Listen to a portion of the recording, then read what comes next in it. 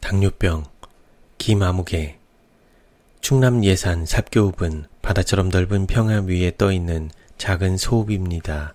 이곳에 삽교 고등학교가 궁전처럼 서 있습니다. 교직 20여 년을 이곳에서 보냈습니다만 인간성을 말살하는 듯한 혹독한 진학지도에 종사하느라고 50년도 더 근무한 듯 아득합니다.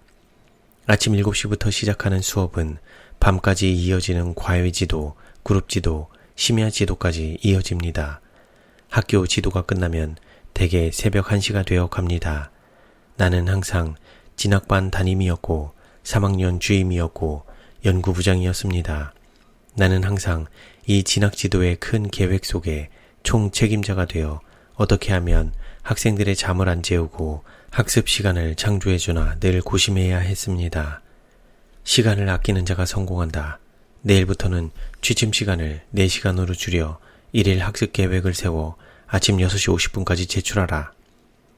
이런 진학 지도를 하려면 나 자신은 학생들보다 더 고통을 겪어야 했습니다. 학교 앞이 바로 내 집인데 집에 들어갈 시간이 없었습니다. 진학 지도에 피로가 겹칠수록 담배와 커피만 더 찾게 되었습니다. 담배는 하루에 3갑 이상을 피우게 되고 커피는 하루에 10잔, 20잔 끝없이 마셔댔습니다. 이럴수록 식사량은 자꾸 줄어듭니다. 그러던 어느 날 수업 도중 쓰러지게 되었습니다. 서울대학병원으로 후송되어 급성 심근경색의 진단을 받고 심장 수술을 받았습니다. 그러나 몸이 너무 허약해진 상태에서 수술을 받았기 때문에 회복하지 못하고 가사 상태로 식물인간이 되어 중환자실에 누워있다가 20일 만에 기적적으로 소생하게 되었습니다. 이때 저희 몸에는 당뇨라는 병이 죗값으로 천형처럼 몸 깊숙이 박혀 있었다는 것을 알았습니다. 퇴원할 때 체중은 35kg. 걸음도 못 걷는 나에게 의사는 당이 상당히 진행되었으니 식생활에 조심하십시오 라고 당부하면서 여러가지 주의사항들을 적어주었습니다. 그러나 나는 이때 살아난 것이 너무 좋아서 당 같은 것은 병이라고 생각지 못했습니다. 그리고 몸을 보호하기 위하여 한약도 다려먹고 개고기, 소고기를 끓여 먹으며 건강 회복에 열심이었습니다.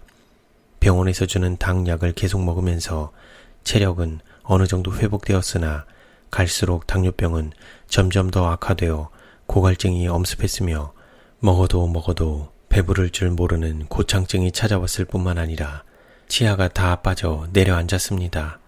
앉으나 서나 물만 마셔대니 물맥이라는 별명과 눈만 뜨면 잠잘 때까지 계속 무엇이든 먹어야 되므로 식충이란 별명을 얻게 되었습니다. 그러나 나에게는 물맥이든 식충이든 이런 문제보다도 자꾸 줄어드는 체중 때문에 초췌할 대로 초췌해진 나의 모습이 문제였습니다. 남자 키 165cm, 40kg도 안 되는 초췌한 모습에서 오는 자멸감이 마음을 괴롭혔습니다.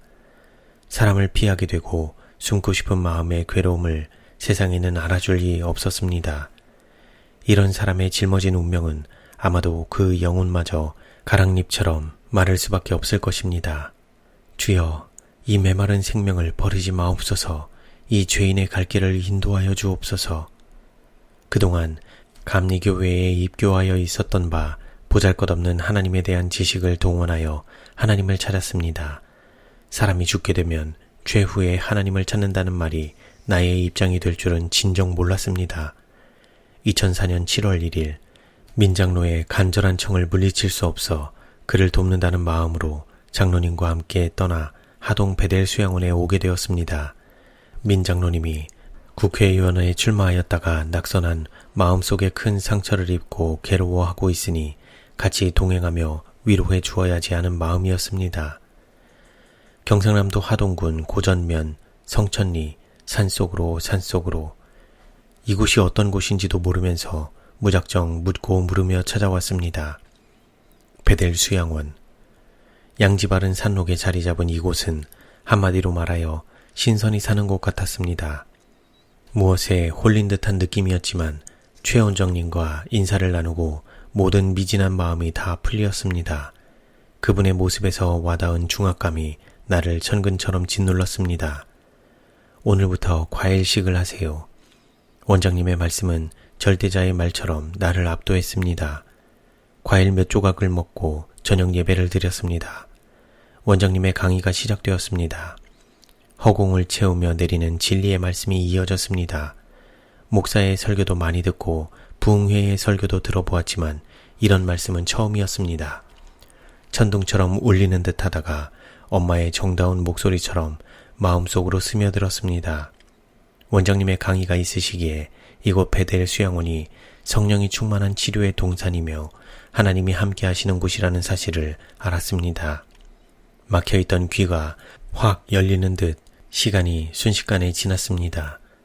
과일 몇 쪽 먹고 오늘 밤 그대로 잘 수 있을까? 물병은 옆에 있지만 먹을 것은 아무것도 없었습니다. 두려움이 앞섰지만 하나님을 마음속으로 부르면서 잠이 들었습니다. 다음 날 아침에 일찍 잠을 깼습니다. 정신이 유난히 맑아오면서 이렇게 먹고도 살 수 있다는 승리감이 가슴을 메워왔습니다. 하나님 감사합니다. 식욕을 잠재워 주시고 새해 날을 맞게 하여 주셔서 감사합니다. 이틀, 사흘, 나흘, 과일식은 4일로 끝내고 정상식을 하여도 여전히 먹고 싶은 생각이 없었습니다.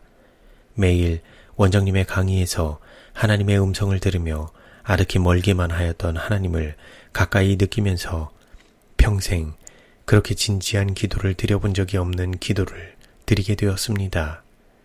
오늘 베델 수양원에 들어온 지 12일째 치료의 광선을 받으며 감격합니다. 이제 불치병이라고 하던 나의 당뇨병은 사라졌습니다. 물매기처럼 마셔대던 갈증도 없어졌습니다. 식충이처럼 먹어대던 음식도 조절이 되었습니다. 체중도 3kg이나 올랐습니다. 날마다 새로운 힘이 솟아나고 있습니다. 하나님 감사합니다. 불치의 병은 없다. 다만 불치의 생활이 있을 뿐이다. 하나님의 본질은 사랑이시며 우리 인간과 영원히 헤어지지 않고 영생하기를 원하십니다. 라고 강의하시던 원장님의 말씀이 가슴에 와 닿았습니다. 그러나 나의 병이 완치된 것은 하나님과의 관계 속에서 이루어진 하나님의 은사임을 잘 압니다. 때문에 앞으로 하나님과의 관계가 소홀해진다면 당뇨는 재발될 것입니다. 예수님을 영접하는 데 소홀함이 없도록 마음을 깨끗이 청소하고 주님께 영광을 돌리며 살겠습니다.